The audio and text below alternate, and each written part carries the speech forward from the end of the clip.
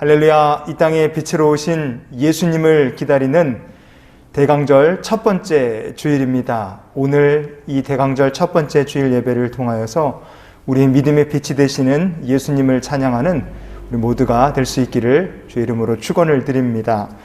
요즘 세계적으로 글로벌 기후변화 문제가 아주 큰 화두가 되고 있습니다. 지난 7월 달에 미국과 캐나다에서는 평균 기온이 섭씨 45도에서 50도까지 올라갔다고 합니다. 또 중동 일부 지역은 52도 이상까지 올라갔고요. 북유럽의 노르웨이, 스웨덴, 핀란드 같은 나라들은 관측 역사상 최고 높은 기온을 기록했다고 합니다. 그리고 또 한편 올해 초에 미국 텍사스에서는요, 전례 없는 한파가 찾아와서 영하 22도까지 온도가 내려갔습니다. 스톱파이프가 터지고 공장들이 멈추는 난리가 났었죠. 텍사스가 어떤 동네인지 아시는 분들은 영하 22도라는 게 말도 안 되는 온도라는 걸 아마 아실 겁니다. 또 6월 달에 호주 시드니에서는 관측 이래 37년 만에 최저 기온을 기록했고요. 사우디아라비아에서는 50년 만에 처음으로 영하로 떨어져서 사막에 눈이 내리는 진풍경을 보기도 했습니다. 제가 지금까지 말씀드린 이 일련의 사건들은요, 2021년 한 해 동안 벌어진 기상이변 사건들입니다. 왜 갑자기 세상이 폭염으로 난리, 또 혹한으로 난리가 벌어지는 것일까? 이 모든 일들이 지난 100여 년 동안에 전 세계 기온이 약 1도 정도 올랐기 때문에 벌어진 일들입니다. 그래서 세계는 지금 지구 온난화를 막자, 글로벌 기후변화를 막자, 그래서 아주 그냥 사투를 벌이고 있다, 우리가 그렇게 말할 수 있습니다. 겨우 온도 1도 차이입니다. 그런데 그 1도가 올라감에 따라 기후변화가 찾아오고 어찌 보면 인류가 멸망할 수도 있다, 사람들이 절망을 두려워하고 있습니다. 여러분, 이렇게 작은 차이가 엄청나게 큰 차이를 만들어낼 수 있다는 것을 우리가 압니다.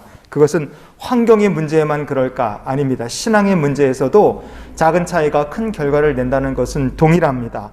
예수 그리스도, 이 이름 하나 차이가 나중에 영생과 영벌로 사람들의 운명을 가르게 된다는 것을 우리가 잊지 않았으면 좋겠어요. 그 예수 그리스도에 대해서 오늘 말씀은 우리에게 이렇게 말해줍니다. 요한복음 1장 9절 말씀을 보시면 참 빛, 그 세상에 와서 각 사람에게 비추는 빛이 있었나니. 아멘. 예수 그리스도는 세상에 오신 참된 빛이십니다. 우리 각 사람을 위해 비춰주시는 참된 빛이 되세요. 자, 그럼 이렇게 우리가 질문해 봤으면 좋겠습니다. 왜 우리에게는 빛이 되시는 예수 그리스도가 필요한 것일까? 첫 번째로, 그가 우리의 참된 빛이시기 때문에 그렇습니다. 오늘 본문은 예수님을 가리켜 참빛이라 그랬어요. 참된 빛이신 예수님을 우리가 따라가면 어떻게 될까? 요한복음 8장 12절 말씀해 보시면 예수께서 또 말씀하여 이르시되 나는 세상의 빛이니 나를 따르는 자는 어둠에 다니지 아니하고 생명의 빛을 얻으리라. 아멘. 예수님을 따라가면 어둠에 다니지 않습니다. 생명의 빛을 얻게 됩니다. 세상에는 가짜가 많습니다. 사기도 많고 모조품도 있고, 물질의 세계에만 가짜, 사기, 모조품이 있느냐? 그렇지 않아요. 영의 세계에도 사기가 있고 가짜가 있고 모조품들이 많습니다. 그래서 우리가 영분별을 잘해야 됩니다. 빛이신 예수님이 없으면 우리는 영분별을 할 수 없습니다. 늘 예수님과 함께 동행하는 저와 여러분이 되기를 원합니다. 두 번째로, 왜 우리에게는 빛이신 예수 그리스도가 필요하겠습니까? 세상에는 사탄이 있기 때문에 그렇습니다. 사도 바울은 고린도 교회 성도들에게 거짓 사도들을 경계해야 된다는 권면을 했습니다. 고린도후서 11장 14절 말씀을 보시면요, 이것은 이상한 일이 아니니라 사탄도 자기를 광명의 천사로 가장하나니 그랬어요. 사탄은 자기를 광명의 천사로 가장한다, 속인다는 거죠. 왜 사탄은 자신을 광명의 천사로 속이는 것일까? 목적은 간단합니다. 주의 백성들을 어떻게 해서든지 하나님의 구원으로부터 타락시키려고 사탄이 자기를 광명의 천사로 가장하는 것입니다. 역대상 21장 1절 말씀해 보시면 사탄이 일어나 이스라엘을 대적하고 다윗을 충동하여 이스라엘을 계수하게 하니라 그랬습니다. 사탄이 다윗의 마음을 충동질했다, 성경이 말합니다. 아마도 다윗은 그 사람들의 숫자를 세고자 하는 마음이 이게 하나님께서 주신 마음이었을 거다, 그렇게 착각했을지도 모릅니다. 성령이 임재한 후에 초대교회 큰 부흥의 역사가 나타났어요. 그런데 그 와중에 오게티같이 아나니아와 삽비라의 사건이 벌어집니다. 왜 이런 사건이 벌어졌을까? 사도행전 5장 3절에 보시면 이렇게 말합니다. 베드로가 이르되 아나니아야 어찌하여 사탄이 내 마음에 가득하여 내가 성령을 속이고 땅값 얼마를 감추었느냐. 아멘. 아나니아와 삽비라 부부의 비극, 안타깝죠. 그러나 그 근본적인 사건의 이 배경에는 마음을 가득 채운 사탄이 성령님을 속이게 했기 때문이라고 성경은 말합니다. 사탄이 성도의 마음을 사로잡고 우리의 마음이 사탄이 주는 생각으로 꽉 찰 때 우리는 성령님을 속일 수밖에 없습니다. 고린도후서에 보면 근심에 대한 이야기가 있어요. 우리를 근심케 하는 자, 우리를 근심케 하는 일들이 있죠. 왜 신앙생활 가운데 근심을 주는 사람을 우리가 만나게 될까? 성경은 그 이유를 우리에게 이렇게 말해줍니다. 고린도후서 2장 11절을 보시면요.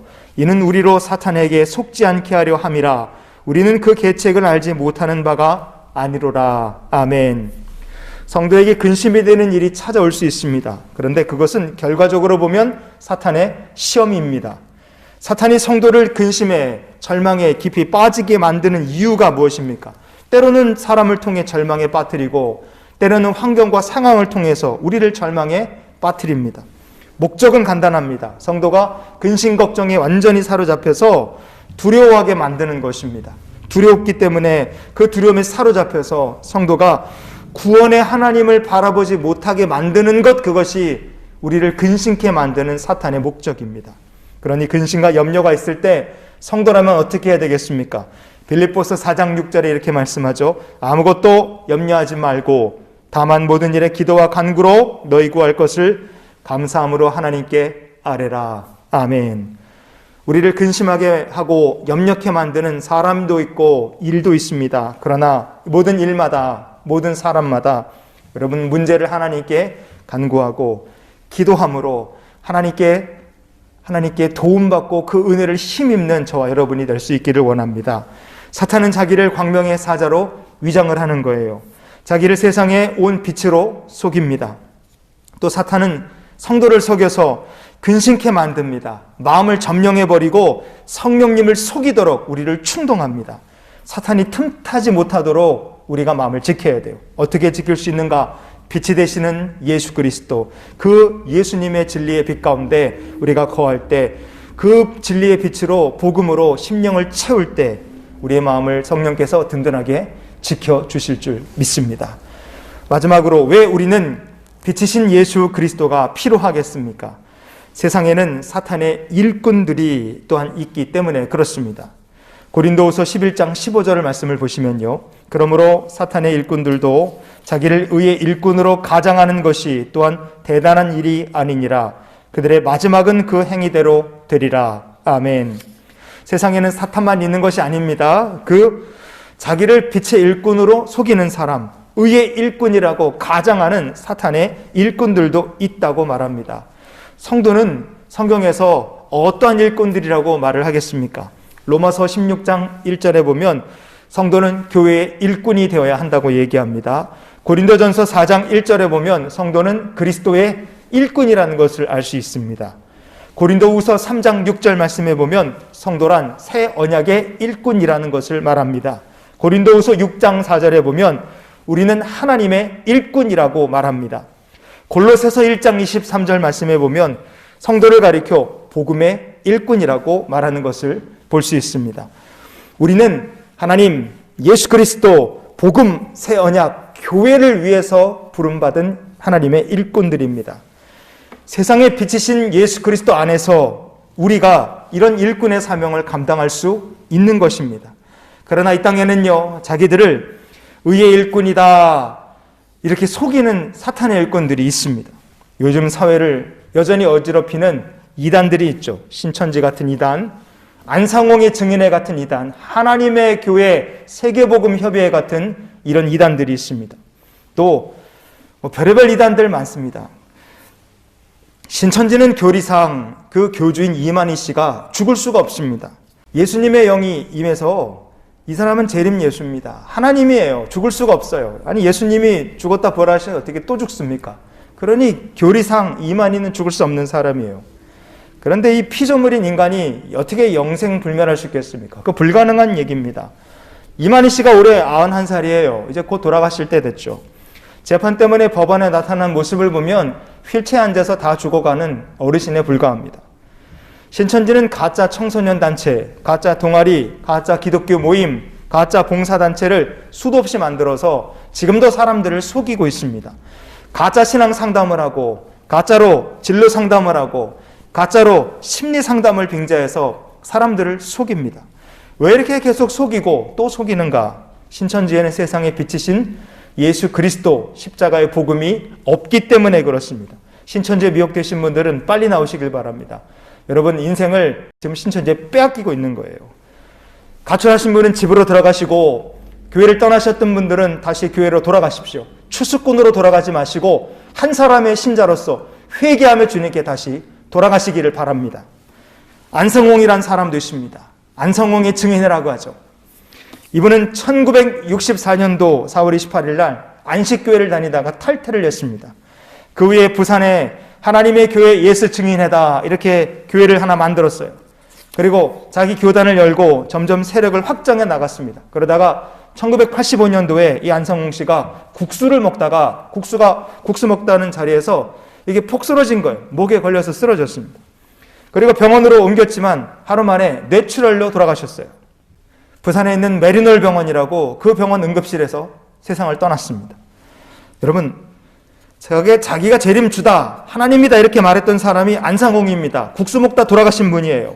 그분이 지금 하나님의 교회 간판을 걸고 있는 모든 교회에서 바로 안상홍을 하나님으로, 성령님으로 그렇게 믿고 있습니다. 그리고 그분의 넷째 부인이었던 장길자라는 여자분이 지금 어머니 하나님이다, 그래서 안상홍의 증인회에서 그렇게 어머니 하나님 장길자 씨, 그리고 성령님 안상홍 씨 이렇게 믿고 있습니다.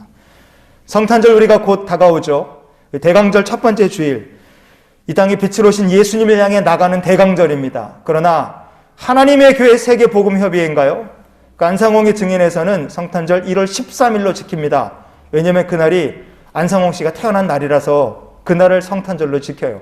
말도 안 되는 이단입니다. 그런데 아직도 이런 이단에 미혹되어 있는 사람이 수십만 명에 달합니다. 진짜 안타까워요. 구원파라는 이단도 있습니다. 신천지나 안상홍에 비해서 덜 알려져 있지만 그러나 무섭게 교세를 펼쳐가고 있는 이단 중에 하나예요. 대표적인 구원파 이단, 세월호 사태 때 문제를 일으켰던 유병원 씨가 있고요. 죽었죠, 이분은. 그리고 박옥수 이단, 이요한 이단, 이렇게 구원파 이단들이 있습니다.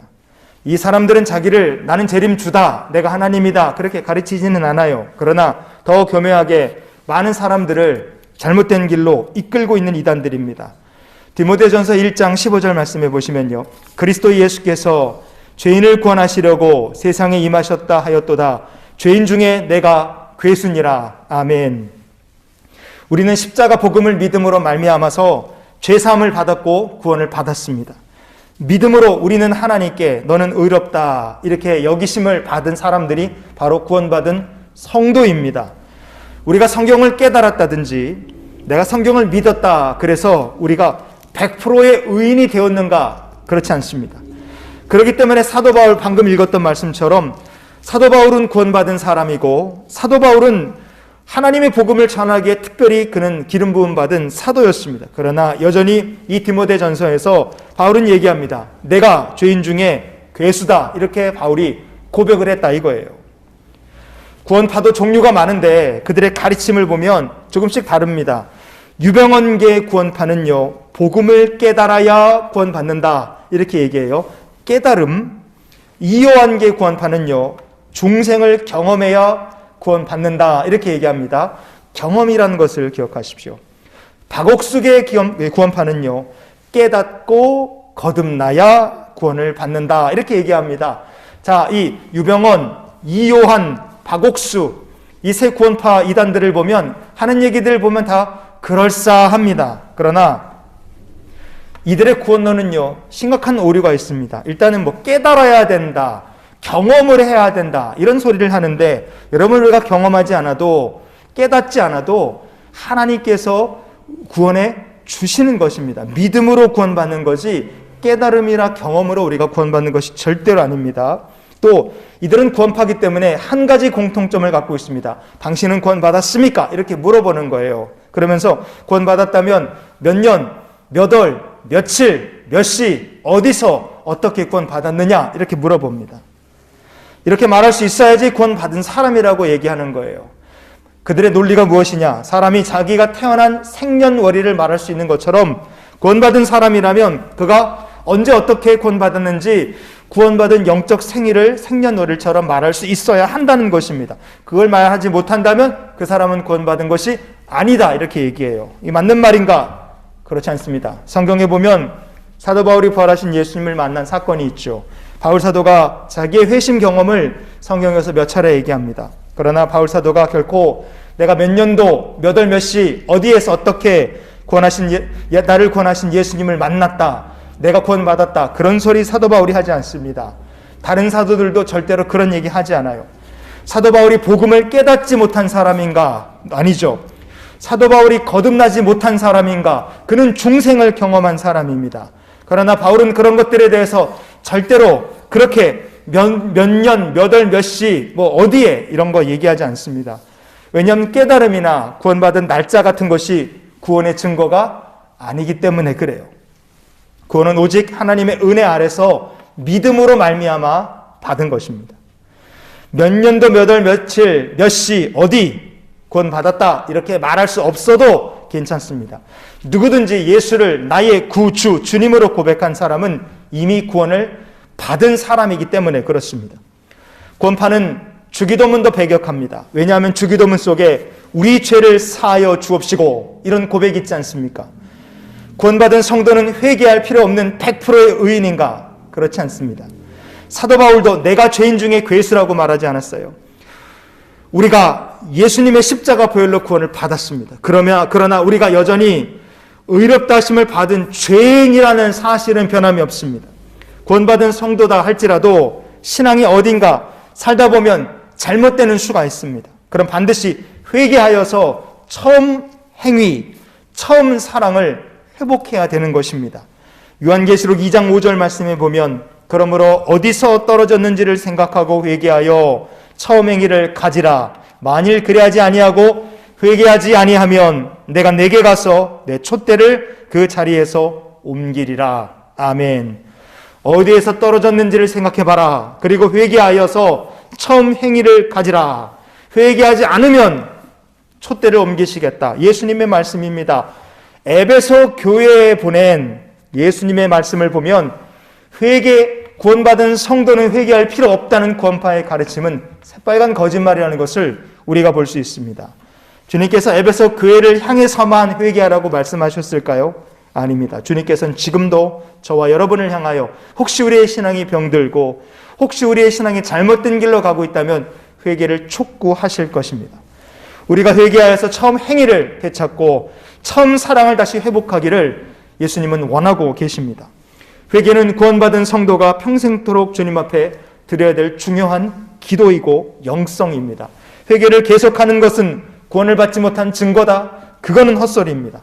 회개 기도를 가르치지 않는 구원파의 가르침은 성도들을 잘못된 길로 이끄는 거짓 복음이고 그들이 사탄의 일꾼들인 것입니다. 성도 여러분, 오늘 말씀을 정리해 봅시다. 처음에 말씀드렸던 1도, 100년에 걸쳐서 1도 올라간 온도가 전 세계적인 위험과 난리를 불러오고 있다는 거 우리가 보고 살펴봤습니다. 인류의 미래를 위협한다. 작은 것 하나가 그렇게 인류의 미래를 위협할 수 있죠. 작은 차이가 얼마든지 큰 재앙으로, 미래의 재앙으로 다가올 수 있기 때문에 그렇습니다. 예수 그리스도, 정말 순식간에 말하고 지나갈 수 있는 짧은 이름에 불과합니다. 그러나 이 한마디의 이름 차이로 어떤 이에게는 나중에 영원한 형벌이 찾아올 것이고 어떤 이에게는 나중에 영원한 하나님의 나라가 찾아오게 될 것입니다. 그러니 우리가 어떻게 살아야 되겠습니까? 고린도후서 11장 4절 말씀해 보면 만일 누가 가서 우리가 전파하지 아니한 다른 예수를 전파하거나 혹은 너희가 받지 아니한 다른 영을 받게 하거나 혹은 너희가 받지 아니한 다른 복음을 받게 할 때에는 너희가 잘 용납하는구나. 아멘. 이만이라는 사람을 예수님이라 가르치거나 이미 죽은 안상옥이라는 사람을 성령 하나님이라고 가르치고 그렇게 믿는 것은 가짜 복음입니다. 가짜 성령님이에요. 장길자라는 아주머니를 어머니 하나님이다 이렇게 가르치고 믿는 것도 가짜 복음이고 이들은 사탄의 일꾼들입니다.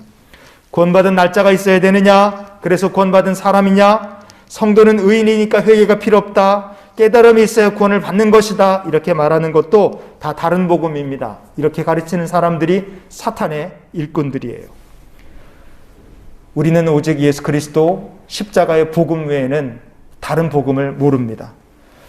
주 예수보다 더 귀한 것이 없기 때문에 우리는 나를 권하신 예수 그리스도, 나의 믿음의 빛이 되시는 그리스도를 오늘도 붙들고 세상을 이기는 성도가 되기 원합니다. 예수 그리스도, 세상에 오신 빛, 그 이름을 붙들고 이번 한 주간도 주님을 기다리며 믿음의 길을 걸어가는 저와 여러분 다 될 수 있기를 주님의 이름으로 축원을 드립니다. 같이 기도하시겠습니다. 전능하신 아버지 하나님, 세상에 비치신 그리스도를 기다리며 이 한 주간을 삽니다. 우리 주님께서 사랑하는 모든 성도들의 믿음의 빛이 되어 주시옵소서. 그리고 우리 주님께서 드린 예물을 받으시며 모든 귀한 축복과 하나님께 속한 가장 놀라운 은혜들로 사랑하는 주의 백성들의 삶 속에 축복과 은혜를 넘치도록 부어 주시옵소서. 이제는 우리를 사랑하신 우리 구주 예수 그리스도의 크신 은혜와 하나님 아버지의 크고 놀라우신 사랑과 성령님이 함께 동행하시며 내주 교통 역사 충만케 하시는 은혜가 세상 향하여 나가는 귀한 주의 백성들의 삶 속에 우리의 빛이 되시는 그리스도께서 영원히 함께 하시기를 축원하옵나이다. 아멘.